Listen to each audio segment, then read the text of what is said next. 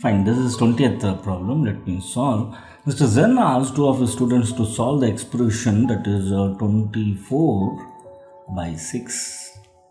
Right, a to the power of 3, b to the power of minus 8, that divided by a to the power of minus 5 dot b square, right, to the power of minus 1 by 2.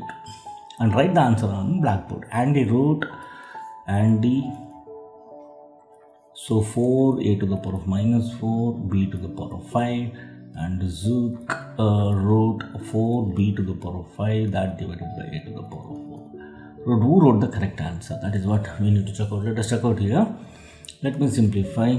So 6 ones are 6 fours are 4 dot. Right. This I can go with a to the power of 3.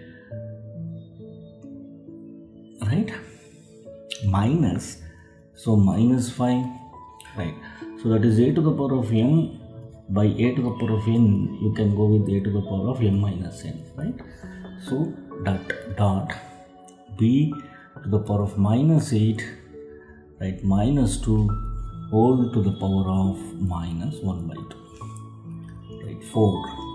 So a to the power of 3 minus into minus plus, this will become 8, b minus 8 minus 2, that is minus 10 whole to the power of minus 1 by 2, right. So which is nothing but now 4 a to the power of 8 dot minus 1 by 2 b to the power of minus 10 dot minus 1 by 2. Right, now simplify it here. 4, 2 ones are 2 fours are. This will become a to the power of minus 4.